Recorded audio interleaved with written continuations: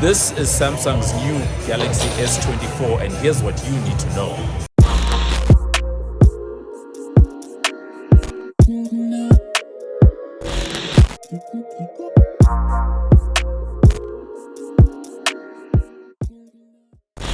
Hey, what up? It's your boy MobbJustice back again with another video, and for today we're getting into the newly released devices from Samsung. That is the Galaxy S24 line. I've just come from the Johannesburg launch event, simulcast around the world, and a lot to say about what went on there. Now, it was an interesting flow to the event. It felt like we were more at a software presentation as opposed to a device presentation, because the main star of the show was the newly released Galaxy AI, and it felt like the devices were simply an afterthought. As always, this video is brought to you by the team over at Lion Media. Head on over to check out some of the crispiest photo, video, and audio content. That's www.lionmedia.com. Head on over, check it out, and just see what the team can do for you. I do apologize if there are some disruptions to the audio. It is raining here in Johannesburg, so you might hear some pitter-patter of the rain as well as some thunder. So Samsung released a couple of new devices today. That is the S24, the S24 Plus, as well as the S24 Ultra. In terms of design, we're largely the same. Samsung finds itself in an evolutionary phase. Since the S22, we've had the S23 and S24 featuring similar designs, and I do have to say that I do really like where they are now, particularly around the Ultra. Felt really good in the hand. I like the flat sides that they've gone with. The screen itself is also now flat on the Ultra, and it seems that Samsung has also jumped onto the titanium bandwagon with the Ultra line. For the first time ever, we're harnessing the power of titanium to give Galaxy S24 Ultra a super premium feel and durability. But with the S24 and the S24 Plus, they are sticking with aluminium. In terms of performance, obviously these are devices that are rocking some of the latest. We've got the Snapdragon 8 Gen 3 chips that are coming with these devices, as well as some custom chips that are going to be running the AI from Galaxy. Speaking of that AI, this was clearly the star of the show. That is the release of Galaxy AI. We knew that this is the direction that Samsung was going in because of the name of the event. Now, I would say that AI falls into four main categories. That is around language, that is around image manipulation and camera tech, and then the third one would be search, and then fourth being general use. And a lot of it is being powered by a very strong powership that was demonstrated between Samsung and Google. Starting off with the language side of things, a key theme was translation, the ability to understand each other when people don't speak the same language. They showed off technology that's able to do real-time translation when you are on a call. You speak in your language, someone else speaks in their language, and the two people are able to understand each other. They also showed off, and I saw a live demo of what goes on. You can have a texting conversation, and they showed that off in Samsung Messages as well as WhatsApp, and they also say that it can work in other apps that have messaging such as Instagram. And then we move on to speech to text. Now, you might remember a video that I once did about the Google Recorder and its speech to text ability. So it seems that Samsung has taken the same tech, but now it's able through AI to distinguish between speakers and to create summaries of conversations, that type of thing. Same tech has gone into notes. You can do summaries of tone notes by highlighting a whole bunch of text and getting a quick summary, and you can also do that for web pages as well. So summaries, understanding speakers, a really big theme. Samsung tells us that about 13 languages are going to come, to the service, upon launch. I just wonder, for this part of the world, we are in Africa, how long it's going to take for some of that language support to come through. I do have hope for languages such as Zulu as well as Swahili, and I do think that French and Portuguese and English will likely take care of big parts of the continent. But just given where we are now, I doubt that we're going to get local language support for a lot of languages in this particular region. I wait to be proven wrong, but for now, not very hopeful. The second piece of impressive AI, and what I think is going to catch on the most, is what Google is calling circle to search. Basically, Google is now rethinking how people search for things. If you've ever used Google Lens, this seems to be a real advancement of that, the ability to point your camera at something and be able to do a Google search of what that item is. Now, they showed this off in a number of different instances. Yes, you can open your camera, but it's basically anything that is on the screen. You can do a search of an image that pops up on your WhatsApp feed, on Instagram, something. You can pause a video and you can have that happening as long as you do a long press of the home button. The Google Assistant comes in and then you can circle what you want searched, and it works very well.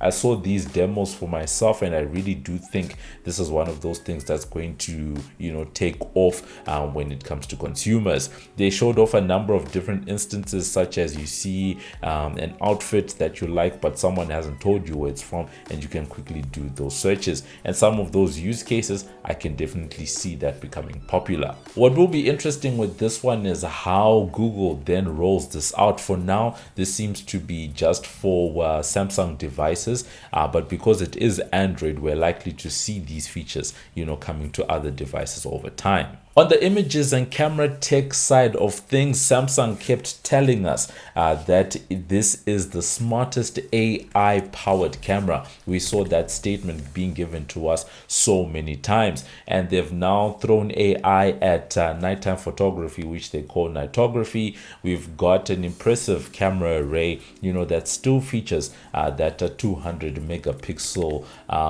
camera set. In addition to that, we're seeing AI being used to create better images when it comes to zooming in for photos and for videos, as well as real-time retouching as you're taking the picture. It's improving certain things, what used to be called beauty mode, smoothing things out in real time. And then at the same time, we saw another demo that's able to create small slow-mo videos using AI. Perhaps you didn't take a video in the right settings, but AI is used to fill in and add the extra frames that are going to give you that smooth AI.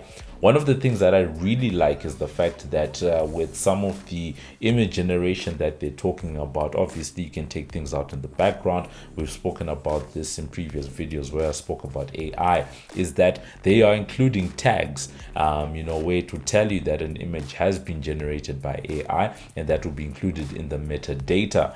However, I do think that things like that will be easy to crop out for people, but it is good to see that tech companies are being cognizant of the fact that we will be seeing more AI generated images that will be shared, going forward. And then the other thing is that Samsung seems to be continuing this partnership that it has with the likes of Instagram, Snapchat, and others, where the camera functions in these apps are taking advantage of the native camera functionality, because Android users have always had a tough time when it comes to uploading content and seeing a deterioration in quality. I made a video about it some time back, and you can scroll back and see the reason for that. To cap things off on the image side of things, Samsung even brought out Mr. Beast, who is probably the biggest YouTuber in the world right now, to talk about how impressed he was, when it comes to the camera set that is on the Galaxy S24. So you can see that Samsung is very serious about this AI thing. This was the main point of focus. On the general side of things, we also saw them talking about how they're now integrating AI, when it comes to the Samsung Health app. And then, you have your other uses that are going to be in the phone. It would be great to get the phones in hand to actually see where else they've decided to place some of that AI capability. Samsung did launch another new product, and this is a completely new product in the world of Samsung. That is a smart ring. There were no details that were shared. They simply said that this is happening, but But this seems to be one of those health tracking rings similar to the Orum ring, where if you don't want to wear a smartwatch or anything like that, you simply put on a ring and it can do and help you to track some of the same metrics. Because we're talking about Samsung, it would be remiss of us to not talk about One UI. That is Samsung's interpretation of Android. I really like the platform, and I've said it time and time again. Obviously, now the biggest things that have been added is the AI features that we did see. Outside of that, there were a couple of things. Firstly, we saw a demo that sees a One UI type of interface on Android Auto. Secondly, Quick Share, which is basically what is now the agreed airdrop type of equivalent in the world of Windows as well as Android, is going to be happening, and it seems that Samsung's tech won out in terms of that battle. And then lastly, we got a promise from Samsung that they're going to be offering 7 years of security and software updates, which obviously launches off of an announcement that we saw from Google in terms of its software support for the Pixel, just a couple of months ago. We wait to see how that's actually going to be rolled out over time. So on my side, I would say that Samsung has started off the year on a bang, because they are the first major manufacturer to do a release for the year, and the rest of the year others are going to have to be playing catch up, and I'm waiting to see how others are going to do things. Are we going to see this baking in of AI coming into other platforms? Is Apple going to do something similar? We wait to see how that's going to develop. Secondly, on my side is the fact that Google decided to release all of these new features through the Galaxy platform, because we're used to them releasing new features through the Pixel. But it does seem testament to the fact that at the end of the day, Samsung is the biggest maker and carrier of Android devices. So I guess if we're going to look for a way to get mainstream adoption of some of these new features, then there's no better way than to have them on Galaxy devices. In one of my previous videos, I spoke about the state of AI, and I do think the S24 launch gives us some insight into the direction that the artificial intelligence discussion is taking. Namely, the fact that we seem to have found ourselves at a point where companies are now saying we're not going to rely on one AI platform, but we're going to have multiple AI providers depending on who does what best. So in terms of actually getting your hands on the S24 line, Samsung says that pre-orders are open from January 31, and then the phones are going to be available from the 14th of February in South Africa. For those people that want to go in stores, they're going to be available from February the 9th. Samsung is keeping the S23 and the S23 FE in their lineup. And then in terms of pricing, this is where things become very sensitive, because all this great AI stuff we're talking about does not come cheap. In South Africa, the S24 will set you back, on the top end, the Ultra will be starting at 32,500 Rand. So in closing, really hoping to get the devices in hand. Obviously, we got a chance to play around with them today, but just for in terms of long-term testing, it is sad the fact that in this part of the world we are only going to be getting devices into hands for testing, review, in the coming weeks. But I'm willing to bet that if you were to go onto your YouTube feed, for example, right now, you're going to see a lot of reviewers from other parts of the world who've already had a chance to, have these devices for at least, the last week or so. So we do hope for improvements over time. Outside of that, is AI enough of a reason for you to upgrade to a new phone if you're already a Samsung user? Is it enough for you to switch over and consider Samsung as a brand? You guys can let us know what you think. Is AI enough? Do you care about the design? What do you think of these new releases? You guys can let us know what you think, and I'll catch you guys in the next video. This is Muffs Too Much, and you're watching MobbJustice TV. Like us on Facebook, follow us on Instagram, follow us on Twitter. We're there on YouTube. Thank you for watching our video. Subscribe.